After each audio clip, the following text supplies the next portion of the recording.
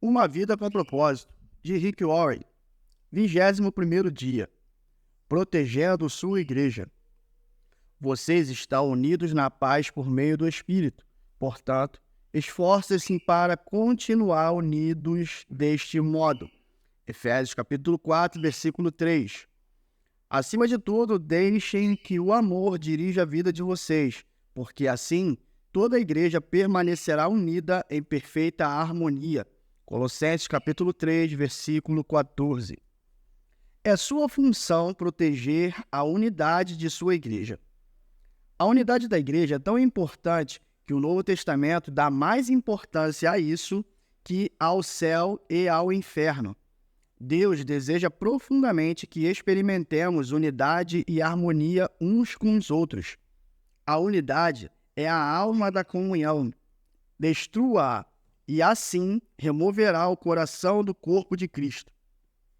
A unidade está no âmago daquilo que Deus deseja que experimentemos na vida conjunta da igreja. Nosso modelo supremo de unidade é a Trindade.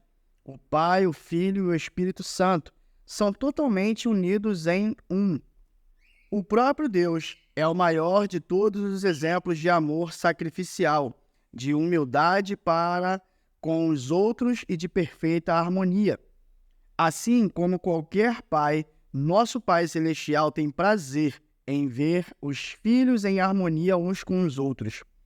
Em seus últimos momentos, antes de ser preso, Jesus orou apaixonadamente por nossa unidade. Era a nossa união que estava em primeiro lugar em sua mente naquelas horas agonizantes. Isso mostra a importância do assunto. Nada no mundo é mais valioso para Deus que a sua igreja.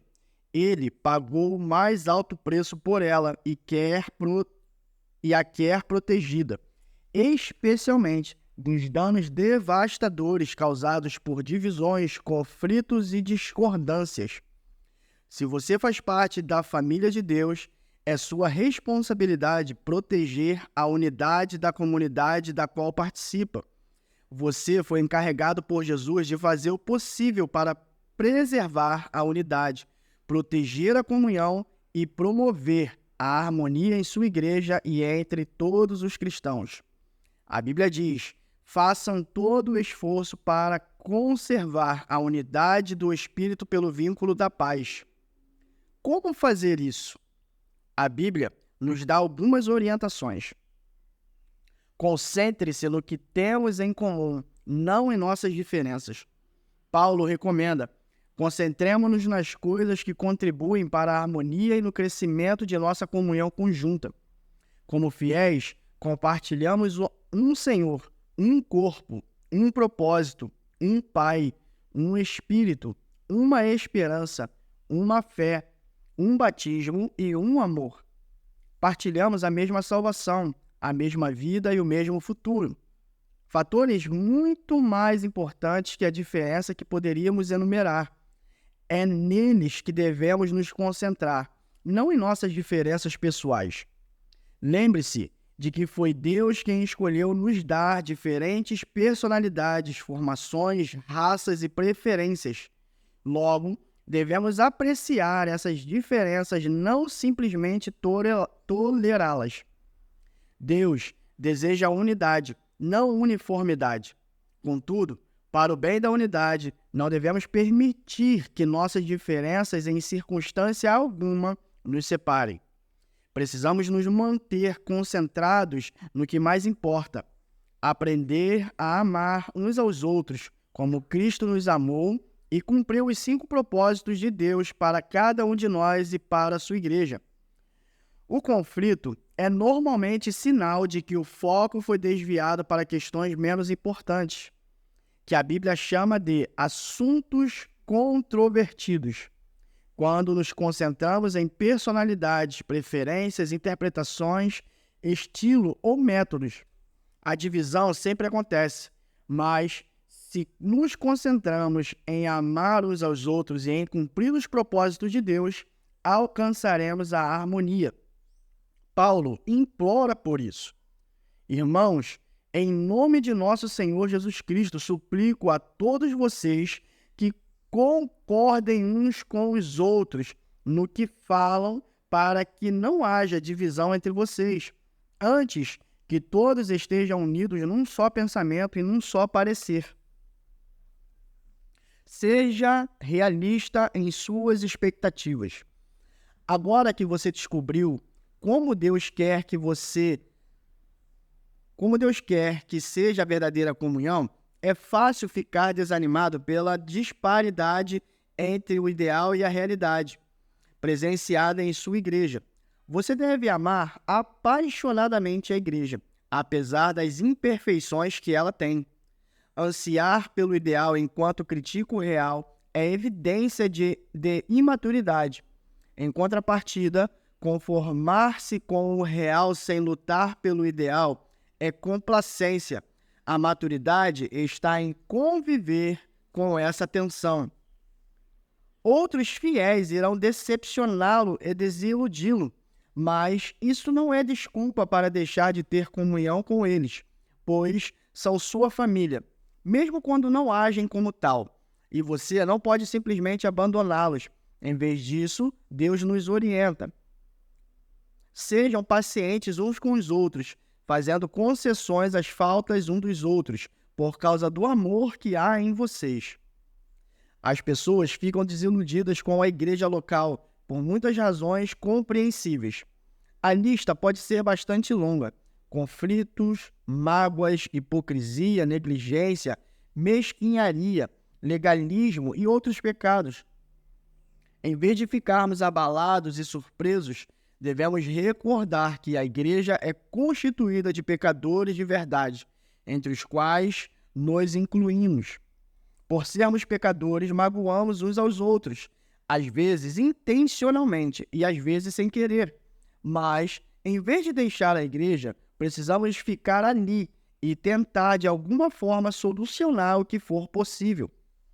A reconciliação, não a reconciliação, não a evasão, é a estrada para um caráter mais forte e para uma comunhão mais profunda.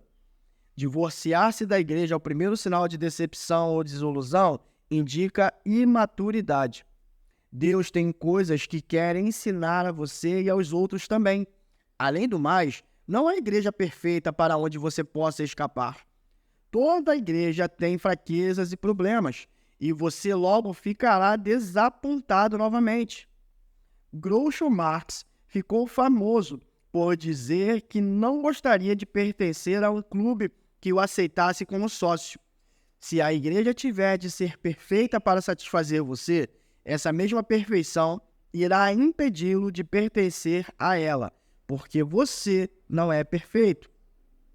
Um ministro alemão martirizado por resistir aos nazistas escreveu um clássico sobre a convivência na igreja, Viva em Comunhão.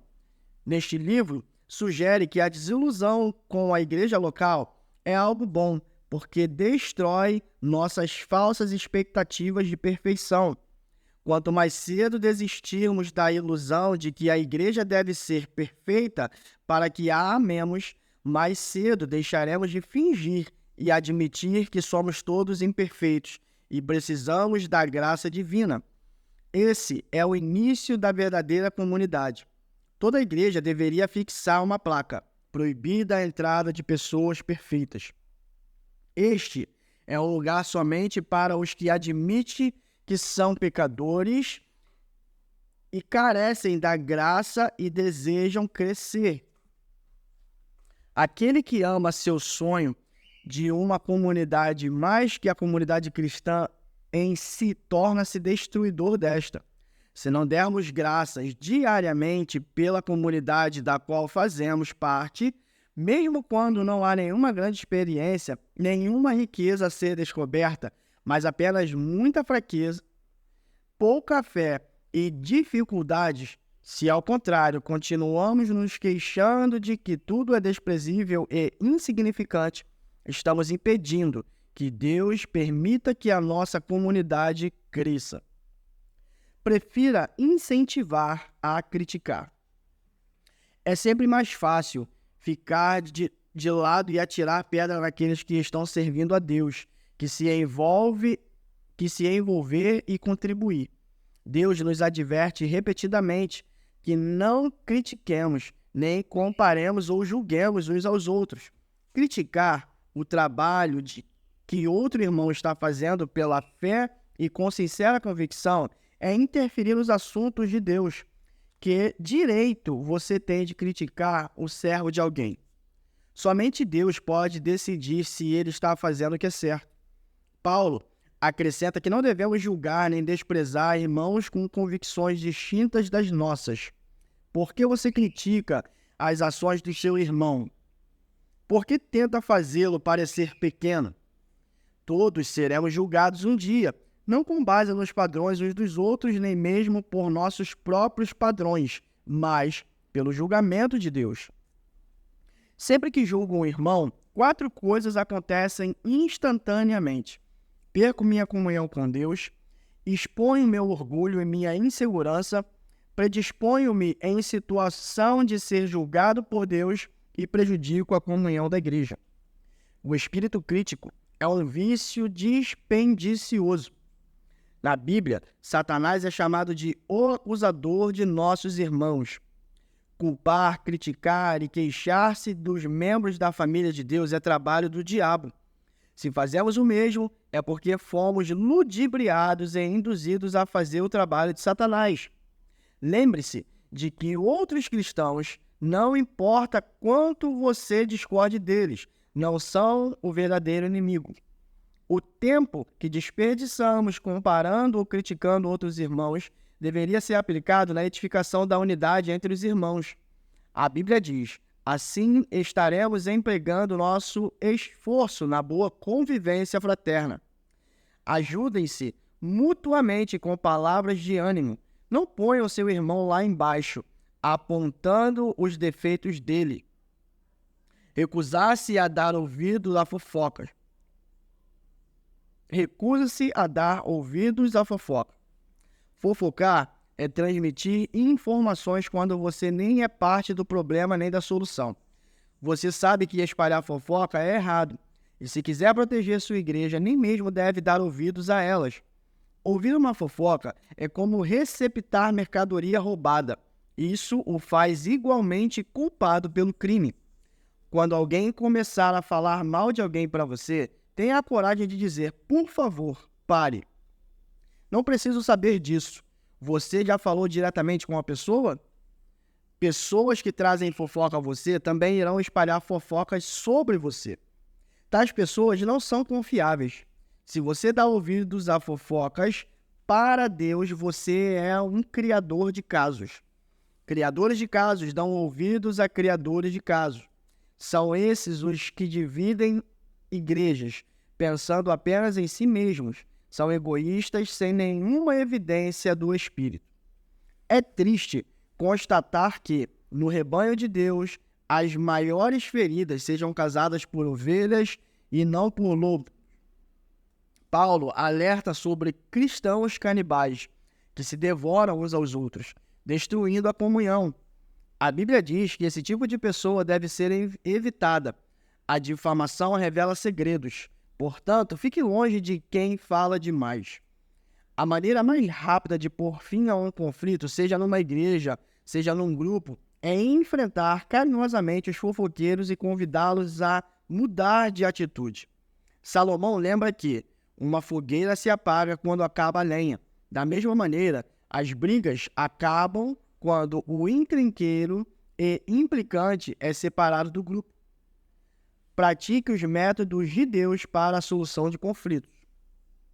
Além disso, além dos princípios mencionados no capítulo anterior, Jesus ensina à igreja um processo simples dividido em 3 etapas. Se um dos que dizem ser seu irmão na fé prejudicar você, converse com ele. Consertem a situação entre vocês. Se ele ouvir você, faz um amigo. Se não ouvir, tome uma ou duas pessoas para a presença de testemunhas. Torne o ato legítimo e tente de novo. Se ainda assim ele não ouvir, leve o caso à igreja. Em meio a um conflito, somos tentados a nos queixar a terceiros, em vez de corajosamente falar a verdade de maneira amorosa à pessoa com quem estamos aborrecidos. A primeira atitude só aumentará o problema. Assim, o correto é procurar diretamente a pessoa envolvida. A conversa em particular é sempre o primeiro passo e você deve fazê-lo o mais breve possível. Se vocês não forem capazes de resolver o assunto sozinho, o passo seguinte é levar uma ou duas testemunhas para que tomem ciência do problema e ajudem na reconciliação. E o que fazer se a pessoa ainda se mostrar intransigente? Jesus ordena que apresente o assunto à igreja. Se a pessoa ainda assim se recusar a ouvi-lo, você deve tratá-lo como descrente. Apoie seu pastor e outros líderes. Não existe líder perfeito, mas Deus concede aos líderes responsabilidades e autoridades para que mantenham a unidade da igreja. Durante conflitos interpessoais, esse é um trabalho ingrato. O pastor tem a desagradável tarefa de agir como mediador entre membros ressentidos e imaturos que vivem em conflito. Ele também recebeu a impossível incumbência de fazer com que todos fiquem felizes, algo que nem Jesus conseguiu realizar. A Bíblia é clara sobre a maneira com a qual devemos nos reconciliar com os que nos servem. Sejam obedientes aos seus pastores. Ouçam o conselho deles. Eles estão atentos à condição da vida de vocês e trabalham sob a estrita supervisão de Deus. Contribuam para que a liderança deles seja alegre e não penosa. Por que tornar as coisas mais difíceis? Os pastores um dia estarão diante de Deus para prestar contas sobre a responsabilidade de zelar por vocês. Eles cuidam de vocês como quem deve prestar contas, mas você também terá de se explicar. Você prestará contas a Deus sobre seu comportamento com relação a seus líderes. A Bíblia instrui os pastores a comunidar com pessoas que promovem dissensões no meio da igreja. Eles devem evitar discussões e ensinar gentilmente o caminho inverso, enquanto oram para que os encrenqueiros mudem de atitude. Devem admoestar os que promovem polêmicas, rogar por harmonia e unidade, repreender os que desrespeitam a liderança e remover os perturbadores da igreja, caso não considerem os dois avisos mencionados. Protegemos a igreja quando honramos os que nos servem no papel de líderes. Os pastores e anciãos necessitam de nossas orações, incentivos, apreço e amor. Recebemos a seguinte orientação: agora, amigos, pedimos que vocês honrem os líderes e trabalham arduamente por vocês, a quem foi dada a responsabilidade de encorajar e orientar vocês na obediência. Tenham toda a consideração e amor por eles. Desafio você a aceitar a responsabilidade de proteger e promover a união em sua igreja. Empenhe-se nesse objetivo com todas as suas forças. Deus irá se agradar disso. Nem sempre será fácil. Em alguns momentos, terá de fazer o que é melhor para o corpo, não para você mesmo, mostrando preferência pelos outros. Este é um dos motivos pelos quais Deus nos pôs na família e igreja para aprendermos o altruísmo. Em comunidade, aprendemos a dizer nós em vez de eu, nosso em vez de meu. Deus diz: não pensem apenas no próprio bem, pensem nos outros cristãos e no que é melhor para eles. Deus abençoa a igreja que permanece unida. Na igreja, cada membro assina um pacto que inclui a promessa de proteger a unidade de nossa comunhão. Consequentemente, a igreja jamais sofreu um conflito capaz de nos dividir. Tão importante quanto isso é o fato de que muitos desejam fazer parte dela. Uma vez que se trata de uma comunidade unida e amorosa, para se ter uma ideia, num período de 7 anos, a igreja chegou a batizar alguns milhares de novos convertidos. Quando Deus tem um grupo de novos cristãos, que deseja libertar, ele busca uma incubadora, a igreja, mais carinhosa que puder encontrar. O que você está fazendo no plano pessoal para tornar sua igreja local mais aconchegante e amorosa? Muitas pessoas em sua comunidade estão em busca de amor e de um lugar ao qual pertencer. A verdade é que todo mundo precisa e quer ser amado e, quando alguém encontra uma igreja cujos membros verdadeiramente amam uns aos outros e se importam uns com os outros, somente portas trancadas poderia mantê-los do lado de fora. 21º dia. Pensando sobre o meu propósito de vida. Tema para reflexão. Tenho a responsabilidade de proteger a unidade de minha igreja. Versículo para memorizar. Portanto, concentremo-nos nas coisas que contribuem para a harmonia e no crescimento de nossa comunhão conjunta. Romanos 14:19. Pergunta para meditar. O que estou fazendo pessoalmente para proteger a unidade de minha família eclesiástica nesse exato momento? Este foi o nosso 21º dia e vamos juntos a uma vida com propósito. Que Deus te abençoe.